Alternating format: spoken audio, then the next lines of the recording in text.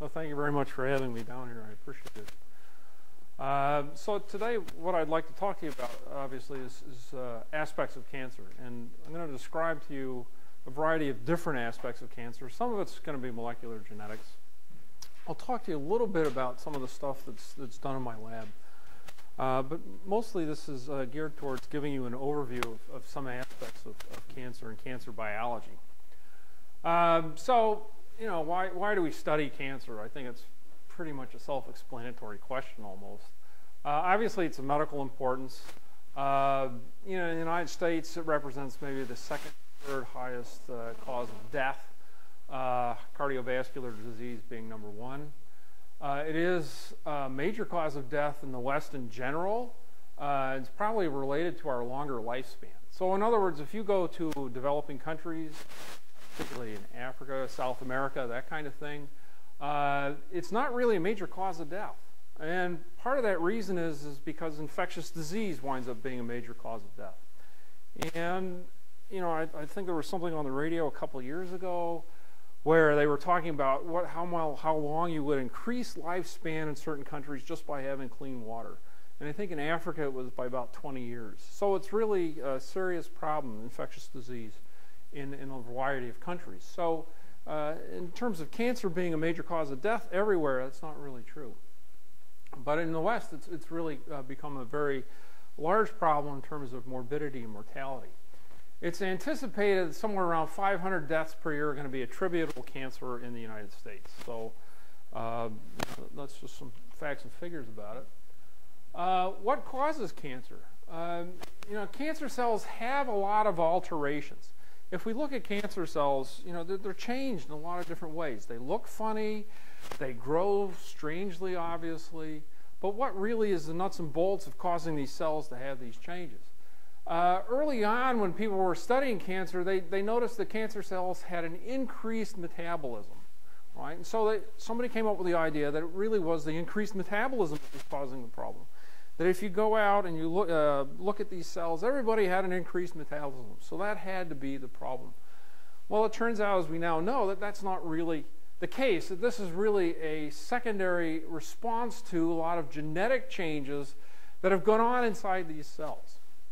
So, you know, people have pretty much discredited this as an idea of causing cancer, but it causes a lot of useful aspects in terms of trying to diagnose and look at cancer.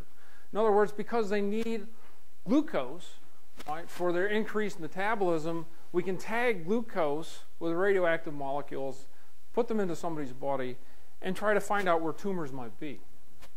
But really, it's the genetic changes that turn out to be key. Another aspect that you can think about what causes cancer, is it infectious?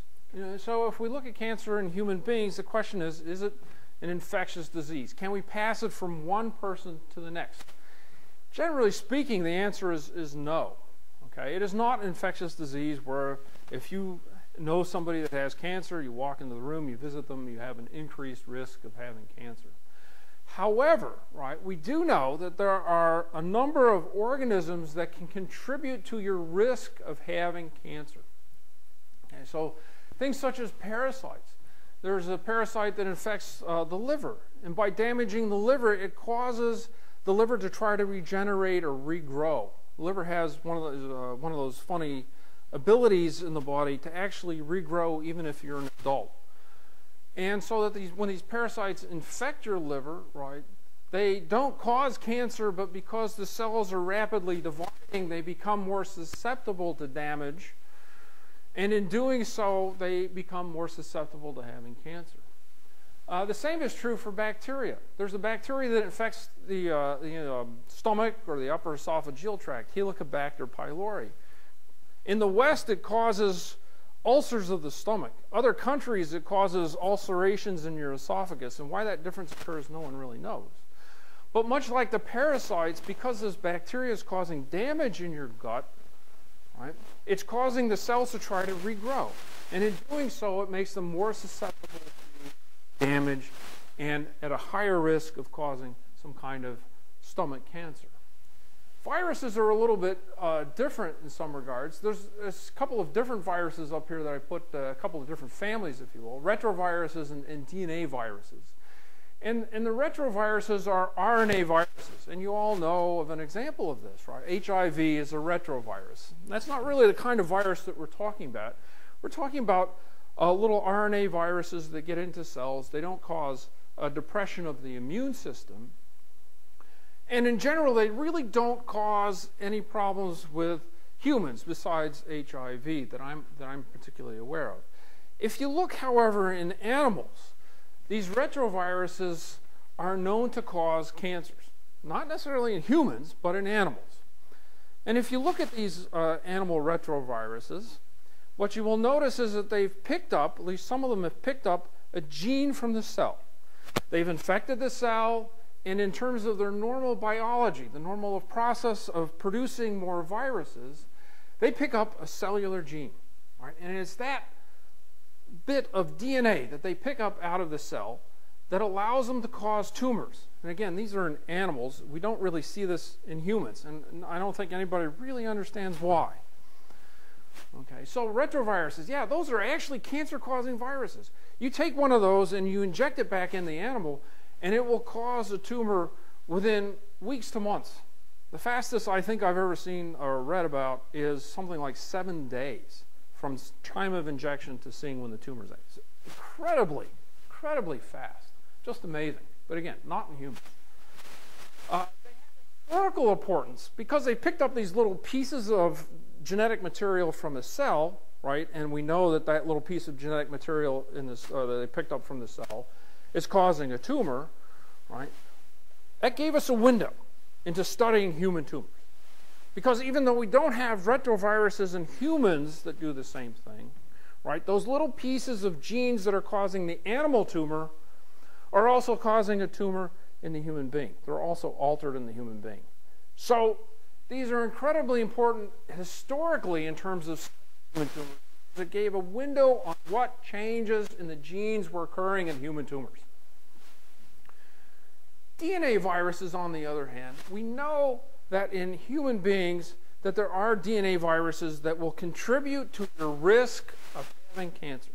Okay? And you've probably all seen the example of that. You see the ads on TV for human papillomavirus, HPV. They now have a vaccine against some of the strains for HPV. Now, we know that there's a lot of things that are going on with HPV that make it a plausible risk factor for causing cancer. So a lot of things fit in terms of its biology and exposure and the reasons why it might be causing cancer of the cervix or penile cancer. All right. And so it's a really pretty well nailed down that this thing is a contributing factor.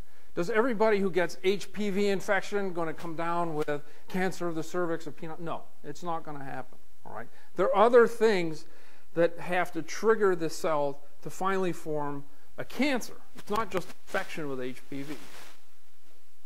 Other HPV infection without any problem. And there are other DNA viruses that kind of fit into this kind of category. You get infected, don't necessarily come down with the cancer, but there has to be other contributing factors involved, right? But they do play some kind of role. And last but not least, I have down here this cells can actually be considered to be some kind of infectious agent, right? And this is really with animals. It's not with humans.